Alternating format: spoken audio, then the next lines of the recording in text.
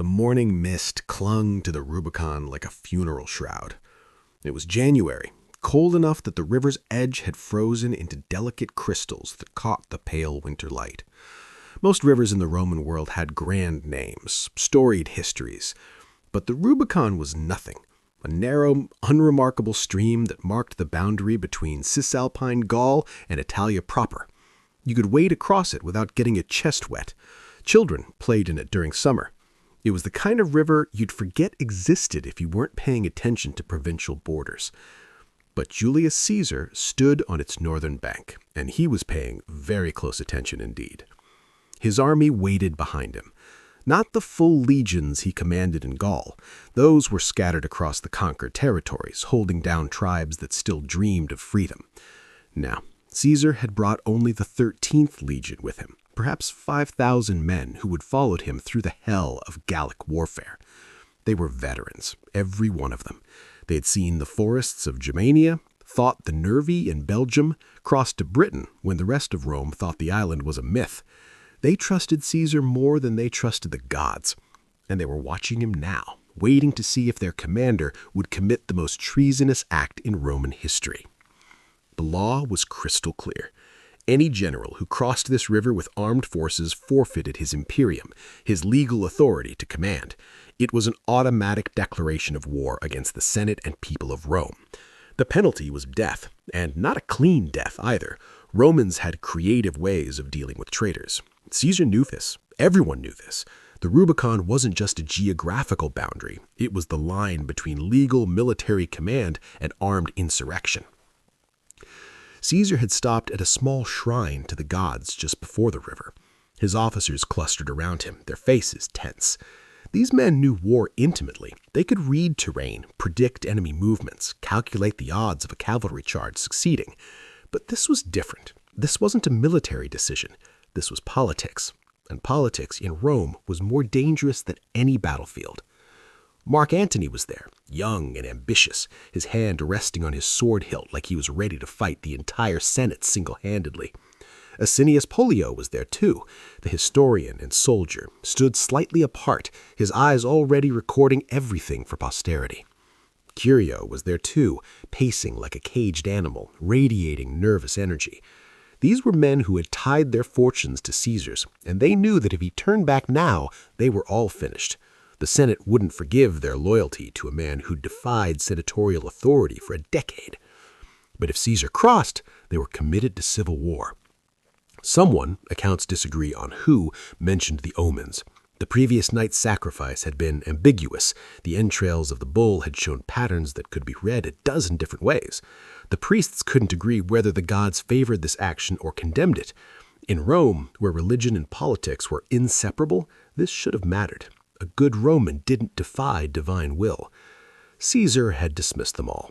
He knew something the priests didn't. The gods, if they existed at all, favored the bold.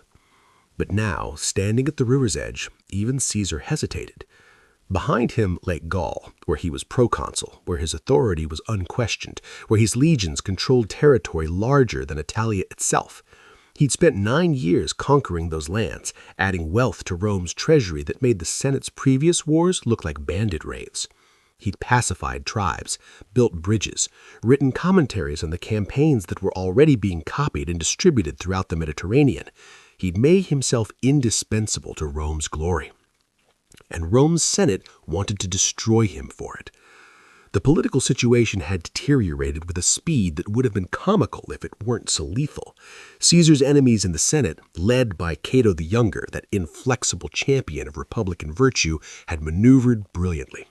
They had passed the ultimate decree, the Senatus Consultum Ultimum, which essentially declared Caesar a public enemy if he didn't disband his army immediately. They rejected every compromise, every attempt at negotiation. Caesar had offered to give up his provinces if Pompey, its rival, did the same. Rejected. He'd offered to keep just 2 legions in the province of Illyria. Rejected. He had offered to stand for consul in absentia, maintaining his immunity from prosecution while transitioning to civilian authority. Rejected, rejected, rejected. The Senate didn't want compromise. They wanted Caesar defenseless, vulnerable, dragged into court on charges of war crimes committed during his Gallic campaigns. and everyone knew what happened to generals who faced trial without the protection of office. If Caesar crossed the Tiber as a private citizen, he'd be dead within a week, found strangled in his cell while attempting to escape or some such convenient fiction. So the choice was simple: cross the Rubicon as an enemy of the state or return to Rome as a dead man. Except it wasn't simple at all, because Caesar wasn't just choosing his own fate. Every man in his army was making the same choice. Every ally in Rome who'd supported him, every merchant who'd financed his campaigns, every client who'd benefited from his patronage, they were all standing on that riverbank with him, whether they knew it or not. And the terrifying thing, the thing that made this moment different from every battle Caesar had ever fought, was that nobody knew what would happen next. War is predictable in its way. You mass forces, secure supply lines, choose favorable terrain, and fight. Courage matters, strategy matters, but the mechanics are understood. This was something else entirely. This was Caesar betting that the Republic itself was already so broken that one man could topple it without swinging sword. The Republic was old. 500 years old it found itself. It survived Hannibal's invasion, civil wars, slave revolts, conspiracies, assassinations. It conquered the Mediterranean through a combination of military excellence and political stability. The system worked because everyone bought into it. The complex balance of consuls and tribunes, the Senate's authority, the assemblies of the people, the rule of law that supposedly applied to patrician and plebeian alike. Supposedly. Caesar knew better. He'd grown up in the Rome of Marius and Sulla, the Rome of proscription lists and political murders. He'd seen the streets run with blood during the civil wars of his youth. He'd watched Sulla march on Rome itself with legions, breaking the same law Caesar was about to break, and declare himself dictator. He'd seen the traditional republican values corrupted into weapons, wielded by whoever could grab them first. The Republic, Caesar understood, was already dead. It just didn't know it yet. The Senate that claimed to defend liberty was dominated by a few dozen families who'd monopolized power for generations.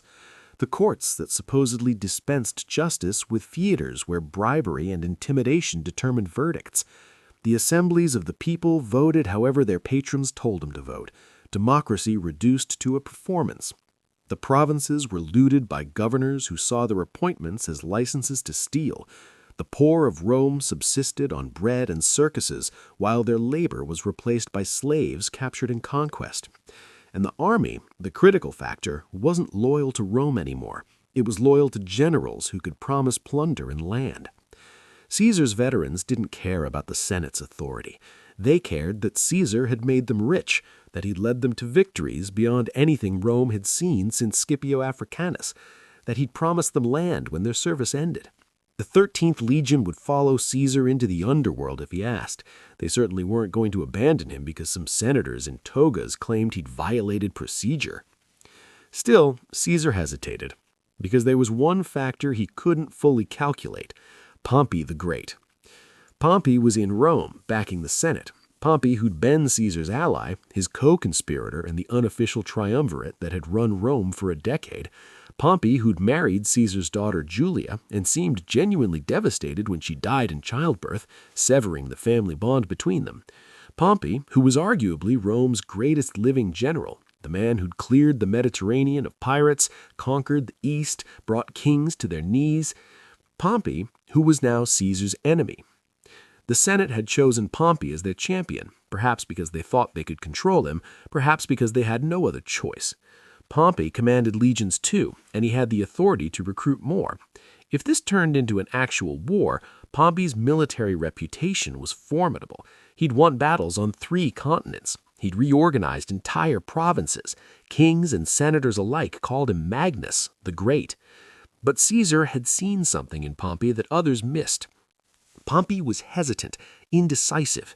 He'd built his career on other men's foundations, taking command of Sulla's veterans, finishing wars that others had started. He'd never faced an enemy who understood him as well as Caesar did. And Pompey, for all his achievements, was fundamentally conservative. He wanted glory, but he also wanted the Senate's approval. He craved authority, but feared being seen as a tyrant. Caesar understood that Pompey's greatest weakness wasn't military. It was psychological. Pompey needed to be loved by everyone, and you can't please everyone in civil war. The question was whether that weakness was enough, because on paper, Pompey had advantages Caesar couldn't match.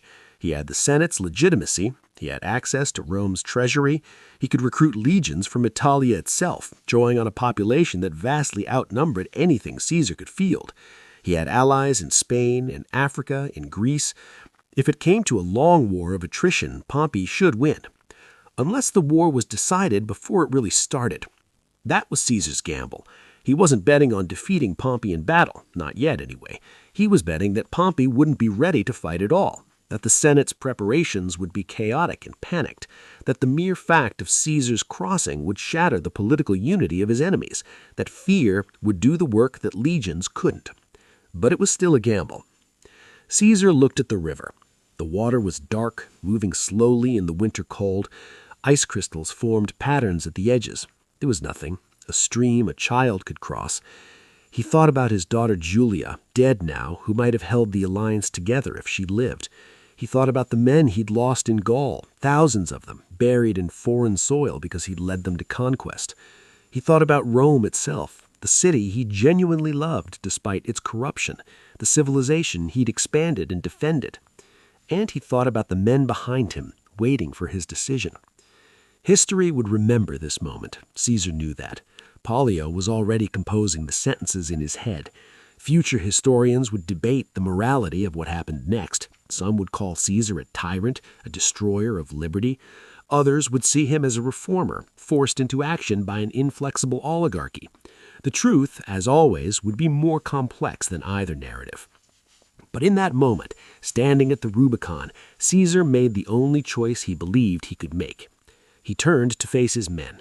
5,000 veterans, armored and ready, watching their commander with absolute trust. These were the men who'd fought through ambushes in the Gallic forests, who'd stood against cavalry charges that should have broken them, who'd built a bridge across the Rhine just to prove it could be done. They'd followed Caesar because he won, because he made them rich, because he never asked them to take risks he wouldn't take himself. And now he was asking them to become traitors. Caesar's voice when he spoke was clear and carried across the assembled troops. He didn't shout. He never needed to shout. Authority radiated from him like heat from a flame. "The die is cast," he said. The words, in Latin, alea jacta est, had a finality to them that the translation couldn't quite capture.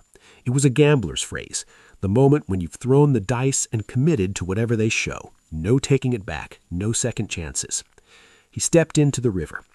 The water was shockingly cold, even through his boots. The current tugged at his legs, gentle but persistent. Caesar wadded forward, and behind him he heard the sound that would echo through history.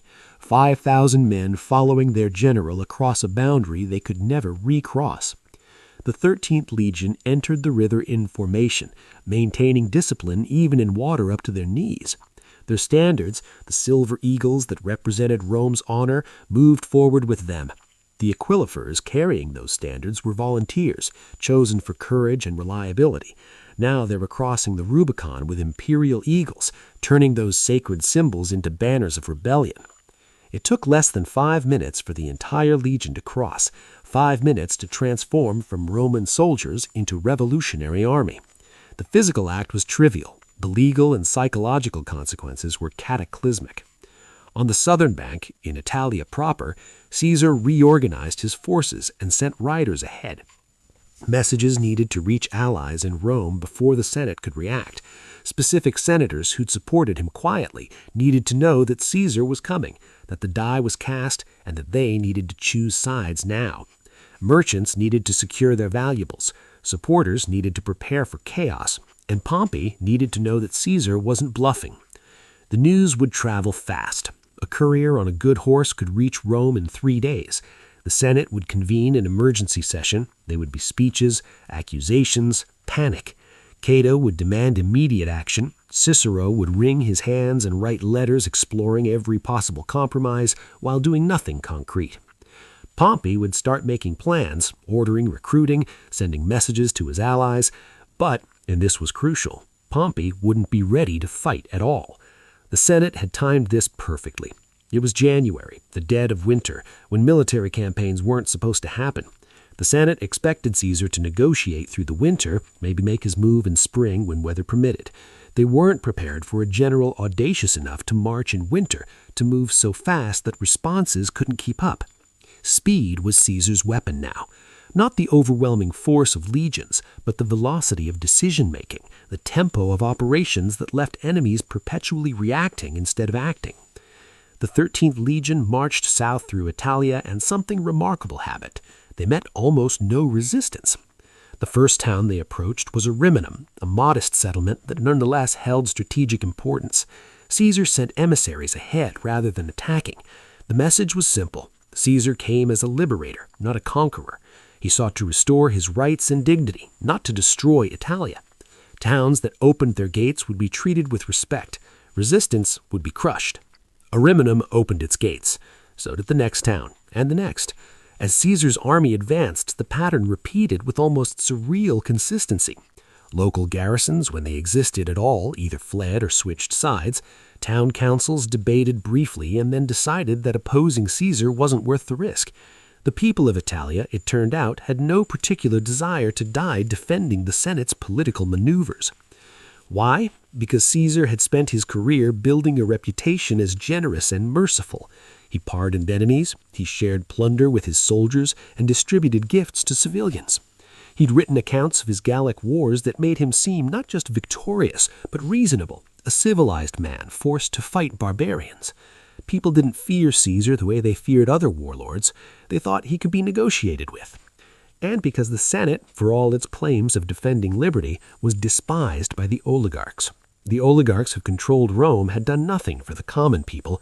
They'd blocked land reform, blocked debt relief, treated provincials as subjects to be exploited. The republic they defended was a republic of the wealthy, and the wealthy were a tiny minority. So, when Caesar marched south promising reform, promising to restore rights that the Senate had trampled, people believed him. Or at least they believed him more than they believed the Senate. In Rome, panic set in exactly as Caesar had anticipated. The Senate convened with attendance that would have been impressive if it weren't so desperate.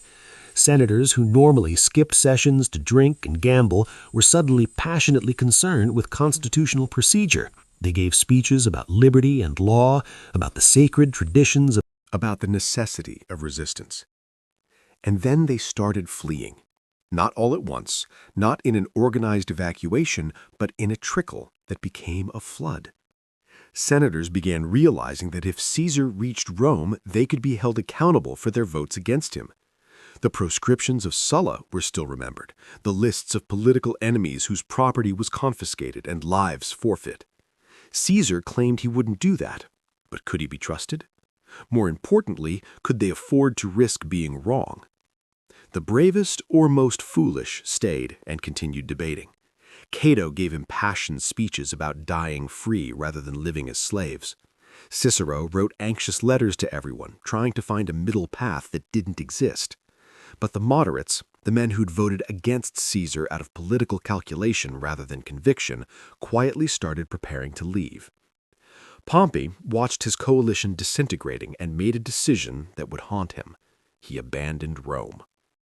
The strategic logic was sound.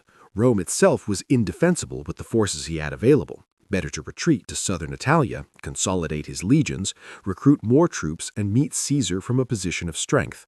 Pompey had time. Caesar only had one legion. As winter turned to spring, as recruitment brought in fresh soldiers, the numerical advantage would shift decisively in Pompey's favor. But politically, abandoning Rome was catastrophic. Romans remembered Hannibal marching through Italia 2 centuries earlier, remembered the terror of an enemy army approaching the capital. Now the Senate itself was fleeing from a Roman general, validating everything Caesar claimed about them. If the defenders of the Republic couldn't defend Rome, what were they actually defending? The symbolism was devastating.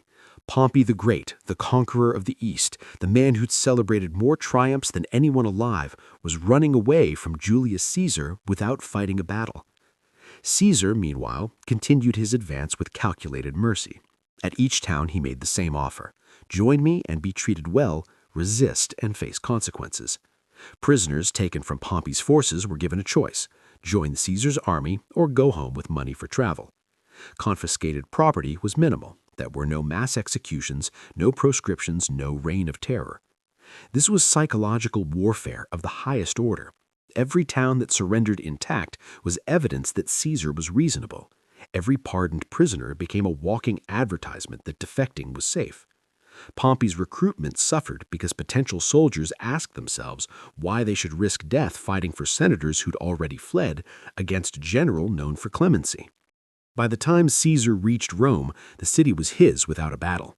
Pompey had continued south, then made another fateful decision. He evacuated Italia entirely, retreating to Greece where he could draw on resources from the eastern provinces.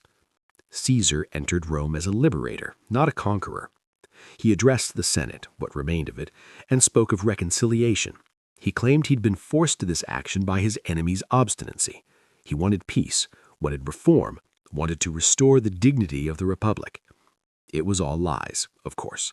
Or rather, it was all true in the way that political truth works, sincerely meant in the moment, regardless of what actions would follow. The reality was that Caesar had shattered the constitutional order of Rome without fighting a significant battle. He'd proven that the Republic's authority rested on nothing more solid than collective belief, and that belief could evaporate overnight when challenged by someone willing to act decisively. The civil war would continue for years. Pompey would rally in Greece, gathering legions that outnumbered Caesar's forces. There would be battles, Pharsalus, Thapsus, Munda, where actual armies clashed and thousands died. Caesar would chase his enemies across the Mediterranean, fighting in Africa and Spain, pursuing Pompey to Egypt, where the Egyptians would murder him in a misguided attempt to curry favor. But all of that was epilogue to the real moment of decision, the crossing of the Rubicon. That single step proved that the Roman Republic was already dead, that the system had become so corrupt and dysfunctional that one man with one legion could topple it through sheer audacity. The battles that followed were merely the formal confirmation of a verdict already rendered. Caesar would become dictator, reform the calendar, redistribute land, plan massive public works. He would centralize power in ways that made a mockery of republican pretense. And he would be assassinated by men who thought killing the tyrant would restore the republic, only to discover that they'd simply created a power vacuum that would lead to more civil wars and eventually to the empire. But on that January morning at the Rubicon, none of that had happened yet. There was just a river, a legion, and a choice. The lesson, if there is one, isn't about the inevitability of dictatorship or the failure of democracy. It's about the fragility of political systems that lose the consent of both their elite and their people. The Roman Republic didn't fall because Caesar was uniquely ambitious or talented. It fell because the institutions that should have constrained him had become empty forms, because the ruling class had become so detached from the needs of common citizens that they couldn't mount an effective defense of their own system. Caesar crossed the Rubicon because he knew that the republic he was defying had already forfeited its legitimacy. The Senate's authority rested on traditions that they themselves had violated repeatedly. The law they claimed he was breaking was the same law they'd twisted to prosecute their enemies. The constitution they defended was one that served a tiny oligarchy at the expense of everyone else. That's why Italia didn't resist. That's why Pompey's coalition crumbled. That's why Rome itself fell without a siege. The Republic couldn't defend itself because too few people thought it was worth defending. The river was nothing, but the act of crossing revealed everything. In the end, Caesar won his civil war not through military genius, though he had that, but political understanding. He grasped that Rome's crisis wasn't military, but systemic. The Republic had become a fiction maintained by inertia and self-interest, and fictions collapse when someone is willing to point out that they're not real. One step across a shallow river. No dramatic battle, no last stand, no heroic sacrifice. Just a general making a calculation and soldiers following orders. And the world changed. That's the terrifying thing about historical inflection points. They don't always announce themselves with thunder and portent. Sometimes the most consequential decisions are quiet, made by individuals acting on incomplete information, gambling that the world is different than everyone assumes. Caesar gambled that the Republic was hollow. He was right. The river that drowned an empire was barely deep enough to wet his boots. Up next, if you like content like this, please like the video, leave a comment, and subscribe for more.